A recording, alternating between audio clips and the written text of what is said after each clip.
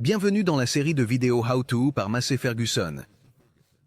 Dans cette vidéo, nous allons découvrir ensemble comment faire fonctionner le relevage arrière de votre tracteur. Lorsque le moteur démarre, le relevage est verrouillé. Dans les cabines Massey Ferguson de nouvelle génération, le bouton de déverrouillage est situé sur la console de droite. Le voyant doit être vert pour que le relevage soit déverrouillé. Dans les autres cabines Massey Ferguson, vous devez manipuler l'actionneur du relevage en le déplaçant vers le haut, vers le bas, puis vers le haut. Le relevage sera alors déverrouillé. L'actionneur principal est situé sur le multipad ou sur la console de droite, selon la configuration de votre tracteur. Il existe également un actionneur à l'arrière de la console de droite, permettant de contrôler la position du relevage par impulsion, ce qui est pratique lorsque l'on se retourne lors d'une phase d'attelage. Sur l'accoudoir, vous trouverez une molette qui vous permet de régler la profondeur de travail en réglant la butée basse du relevage. Allez ensuite dans le menu principal, puis dans le menu de l'attelage. Sur la première page, vous trouverez les réglages de la hauteur maximale de l'attelage et de la vitesse de descente. En haut du curseur, vous pouvez activer le mode de gestion automatique.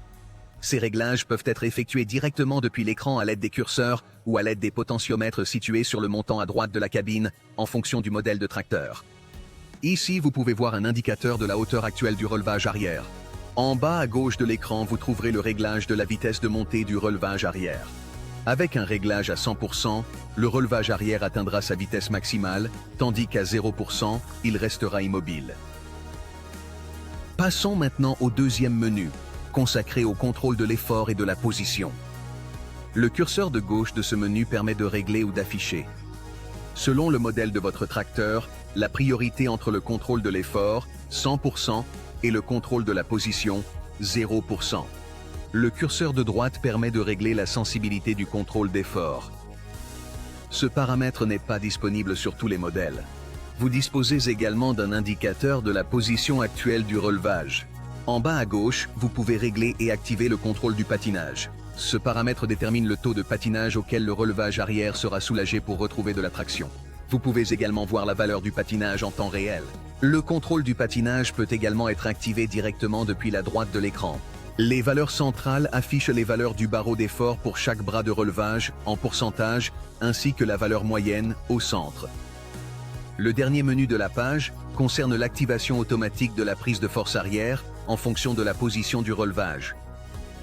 Une vidéo MF How To est disponible à ce sujet. Enfin, un bouton situé sur les ailes arrière du tracteur vous permet d'utiliser le relevage arrière pendant l'attelage d'un outil.